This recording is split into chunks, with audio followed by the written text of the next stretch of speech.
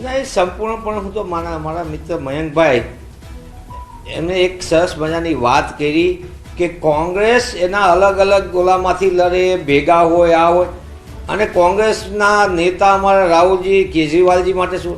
અરે ભાઈ, આપણે મહારાષ્ટ્રનું નજીકનું રાજ્ય ગુજરાતનું, આપણે બે ભાઈઓ છૂટા પડ્યા, ગુજરાત અને મહારાષ્ટ્ર. મહારાષ્ટ્રમાંથી ગુજરાત અલગ થયું ભાષા આધારિત, અને મહારાષ્ટ્રની અંદર ચીકી પિસિંગ કરનાર અજીત પવારજી માટે નરેન્દ્રભાઈ અને અમિતભાઈએ શું કીધું હતું, અને અત્યારે કેવા આપણે સરસ મજાના એને સાથીદાર બનાવ્યા અને મહત્વના નાયબ મુખ્યમંત્રી બનાવ્યા. આપણે શિંદેજી માટે શું પ્રયોગો કર્યા હતા, અને શિંદેજી અત્યારે આપણે કેટલા સરસ મજાના મુખ્યમંત્રી તરીકે ગુલાબના હાર પહેરાવતા હતા. એટલે આપણું મનગમતી રાજનીતિ એ ભારતીય જનતા પાર્ટીની વર્ષો જૂની થિયરી રહી છે. જે લોકો સામ દામ દંડ ભેદ કરીને ભારતીય જનતા પાર્ટી જેને સામે હોય ત્યારે ભ્રષ્ટાચારી કીધા, પોતાનામાં લઈ લીધા, ત્યારે ગંગાજળના 2 બૂંદ પીવડાવીને એમને શુદ્ધ કરી દીધા. અને એની તમે વાત કરો છો, કેન્દ્રનો ડિફેક્ટો તરીકે તમે દિલ્હીને પૂર્ણ રાજ્ય આપ્યું નથી, પણ 15 વર્ષ સુધી દિલ્હીમાં શિલાજીના શાસને આજે મેટ્રો પણ દોડે છે, અને દિલ્હીના નાગરિકોને ન્યાયપૂર્વક શાસન પણ દિલ્હીની અંદર કોંગ્રેસની સરકાર.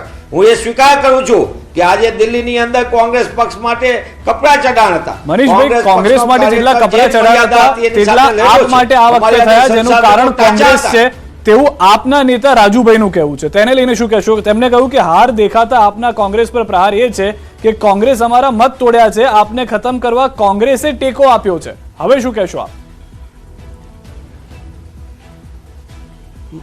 મને એવું લાગે છે કે એ એમની વ્યક્તિગત કોઈ બાબતની એમના બાબતમાં એટલા માટે ટિપ્પણી નથી કરી. અમે હરિયાણા માટે પણ કહી શકીએ છીએ અને ગુજરાત માટે પણ કહી શકીએ કે એમને કઈ રીતનું વર્તન કર્યું હતું.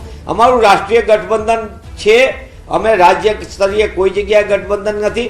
મતનું વિભાજન કોને ક્યાં થાય, તમે કરેલા કામના મૂલ્યાંકન આધારે લોકતંત્રમાં લોકોના મત મળતા હોય છે. મત મેળવવા માટેની પદ્ધતિ અલગ હોય છે, પણ હું પ્રમાણિકપણે અમારું પરિણામ અમારાથી અપેક્ષાથી તદ્દન વિપરીત છે એનો હું સ્વીકાર કરું છું. હું કોઈ બીજા એ દ્રષ્ટિએ નથી કહેતો આમે આમ કર્યું આમ કર્યું. ભાઈ, જનતા છે. લોકતંત્રના પર્વની અંદર મત મેળવવાની ટ્રીકની અંદર ભાજપા ટૂંકા ગાળે ક્યાંક સફળ થઈ છે, પણ અંતે તો દિલ્હીની જનતા અને કેન્દ્ર સ્થાને અમે જનતા જો.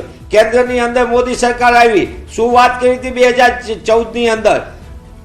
મનીષભાઈ, એક મિનિટ છે, મારી પાસે રોજગારની પ્રતિક્રિયા લેવી છે. રાજુભાઈ તરફથી વધુ એક આરોપ એ કરવામાં આવ્યો છે મનીષભાઈ કે કોંગ્રેસને ખબર હતી દિલ્હીમાં તેની પરિસ્થિતિ શું છે, છતાં તે લડી આપને હરાવવા માટે. એક મિનિટમાં મને જવાબ જોઈએ છે. બ્રેક પર જવું પછી પાછું આવીશ. એક મિનિટમાં મને જવાબ આપો. સીધી સાદી વાત છે. ગુજરાત અને હરિયાણામાં આપની સ્થિતિ શું હતી? જેલમાંથી છૂટીને કેજરીવાલજીએ સીધું કીધું કે અમે બધી બેઠક ઉપર લડશું. અમે સામેથી એમની સાથે કીધેલું તમને સગવડિયું રાજકારણ કરવું છે, તમને જ્યાં ગમે ત્યાં. તો અમે તો આરોપ નથી મૂક્યો કે તમે ભાજપ સાથે બેસી બી ટીમ તરીકે કામ કરતા હતા. પરિણામ પછીના મૂલ્યાંકનમાં વ્યક્તિગત મૂલ્યાંકન ને પક્ષના મૂલ્યાંકન કરવાનો, પણ એના કારણે એવી પરિસ્થિતિ ન હોવી જોઈએ. કોંગ્રેસ પક્ષ લડી છે, પહેલા દિવસથી સ્પષ્ટપણે દિલ્હીમાં લડી છે. અમને સફળતા નથી મળી, હું જાતે કબૂલીને કહું છું કોંગ્રેસ પક્ષના મુખ્ય પ્રવક્તા તરીકે. પણ એનો મતલબ એવો નથી કે હું હારનું ઠીકરું કોક ઉપર ફોડું. તમે કાપેલા શાસનનું મૂલ્યાંકન થયું અને તમારી નિષ્ફળતાઓ ઉજાગર થઈ ગઈ, અને હાર મળતી હોય તો એ જનતા જનાર્દનને નક્કી કરવાનું હોય છે. ઠીક છે મનીષભાઈ, આપણી પાસે પરત આવી રહ્યો છું. દ્રશ્યો જે છે તે પણ બતાવી દઈએ દર્શકોને કે જ્યાં આગળ ભાજપના કાર્યકર્તાઓએ ઉજવણી શરૂ કરી દીધી છે. હાલમાં 43 બેઠક પર ભાજપ આગળ ચાલી રહ્યું છે, 27 બેઠક પર આમ આદમી પાર્ટી જે છે તે આગળ ચાલી રહી છે, અને આ જે બેઠકો છે તે હજી જીતમાં પરિવર્તિત થવાની બાકી છે, પરંતુ 43ની લીડ ભાજપ પોતાની તરફ લઈ ચૂક્યું છે. ઉજવણી શરૂ થઈ ચૂકી છે. એક નાનકડા વિરામ માટે રોકાઈ રહ્યા છે, પરત ફરી રહ્યા છે. આપ જોડાયેલા રહો ગુજરાતની number 1 news channel news 18 Gujarati સાથે.